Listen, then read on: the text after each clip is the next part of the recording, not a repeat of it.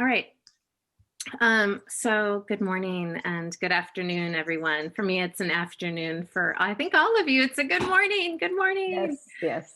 Um, we are at, gosh, already December 13th, 2020, and what a year it's been.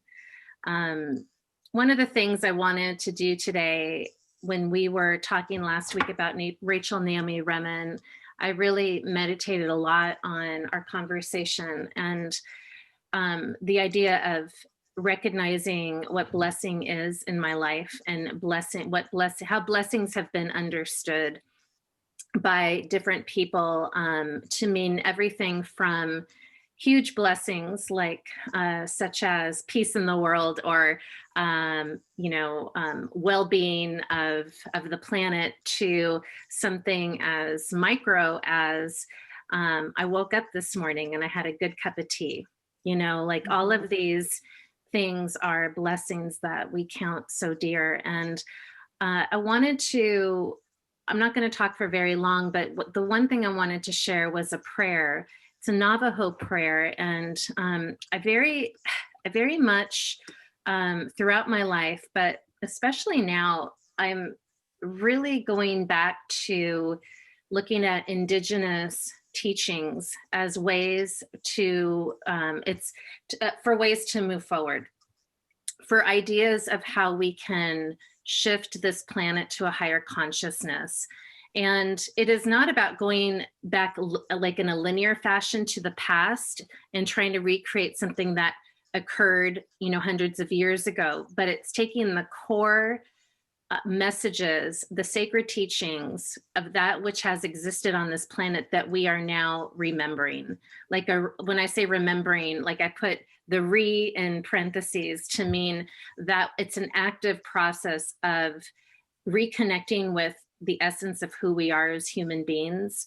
And there are some groups of people throughout millennia who have had connection to themselves as human beings with nature, with the earth, with a sense of understanding our interconnectedness. And it is really about those teachings, which I see more as being cyclical teachings rather than a linear teaching. It's more nonlinear, like it's a spiral of teachings, and we're spiraling back to a place where we can remember and evolve remember who we are and evolve into who we're supposed to be right now.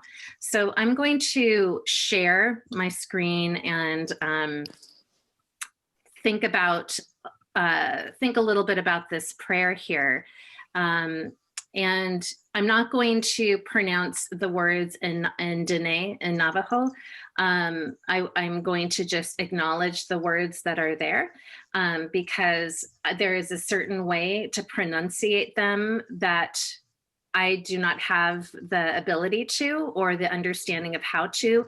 So with this particular site, there is an elder who describes this prayer in detail and actually pronounces the words more. I would have shared that with you, but he also, as he's reading the prayer, he's explaining what everything means. And but instead I wanted to read it and just acknowledge that the words there resonate with meaning, and how you articulate them actually has a vibrational energy that is very healing, that I cannot do justice to. So I'll just do an acknowledgement of those words.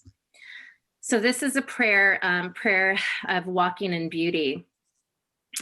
In beauty, I walk. With beauty before me, I walk. With beauty behind me, I walk. With beauty above me, I walk. With beauty around me, I walk. It has become beauty again. Today I will walk out. Today everything negative will leave me. I will be as I was before. I will have a cool breeze over my body. I will have a light body. I will be happy forever. Nothing will hinder me. I walk with beauty before me. I walk with beauty behind me. I walk with beauty below me. I walk with beauty above me. I walk with beauty around me. My words will be beautiful. In beauty all day long may I walk. Through the returning seasons may I walk. On the trail marked with pollen, may I walk. With dew about my feet, may I walk. With beauty before me, may I walk.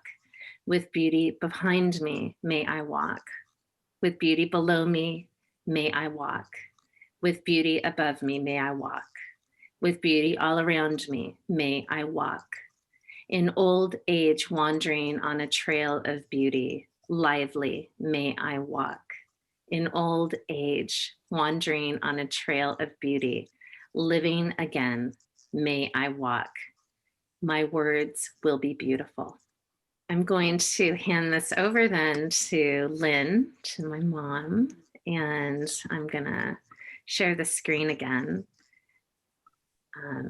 And Mom, I don't know if you want to say things before you read or. Well, the poem that you just read, the blessing,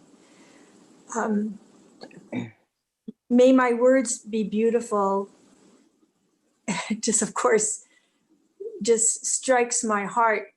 And because our words are so, so important, the words that we express are extremely important because we're sending out energy with our words, and that energy, we were talking a little while ago, is like a ripple in a pond. The other part of that blessing that you just read, Christina, about something about a trail, on a trail of pollen I walk. Mm-hmm. And it's interesting because as I work out in the gardens, right now, all the succulents, many of the succulents, they bloom in wintertime. And so all of a sudden, we have these beautiful succulents blooming. Of course, this is still autumn, but it's winter, almost winter. And all these bees are just enjoying these winter blossoms that normally we don't have the bees here until springtime. But because of the succulents now, we have bees here almost all year round. And so it's, as I'm working in the garden, I can hear them humming, collecting their little pollen from the blossom. Okay, anyway. This particular poem, Christina, I'll let you pronounce Nepantla. Nepantla. Nepantla, yes. From what indigenous group does that word come from? Do you know? Well, it's Nahuatl.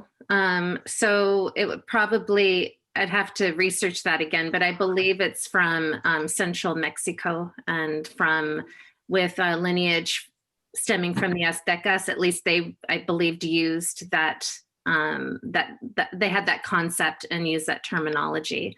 And I hope I'm right in saying this in terms of like, but the actual concept of Nepantla has kind of transmuted and transcended even their concepts into how people are understanding, like I said, the idea of transformation and holding multiple identities and in the ways that we kind of navigate this earthly plane and how we make sense of that and embrace it, not feel fragmented because we hold so many identities, but rather it's the coming together of all of our identities and the honoring of them.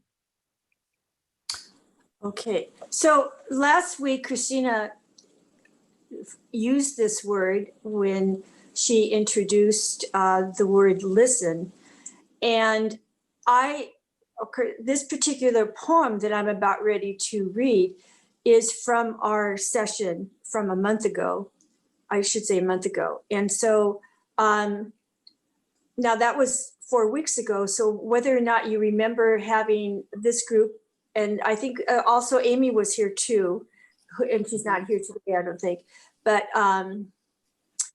you probably will recall some of the lines because they belong to all of us. Okay. So this is a group poem from our group, which is Becoming Joy. Okay. We find ourselves in an in-between space, markedly delineated pre-COVID and COVID, a dynamic space presenting us with challenges and obstacles seldom before experienced or solved. How are we filling this space as we adjust from macro to micro living? Startling familial differences of beliefs, overwhelming revelations of racial conundrums, feelings of rejection, pain, the trauma of the human experience. We are in a space of napatla, a space of incubation, a space where unexpected triggers alarm us, a space of questioning our lives, our way of being, a space of deep self-examination in which inner listening is paramount to our well-being and presence becomes the antidote to fear, where we rediscover our wholeness, our goodness, a space of letting go of judgment as we listen to the wound in the other's hearts, a space in which we learn to transmute the fear, the pain, the rejection, the doubt into a centeredness of calm, healing, acceptance, and hope. Let us bless this space of Napatla and fill it with all that raises us up so that we are free from that which would hold us down or hold us back. So thank you, everyone. Wow.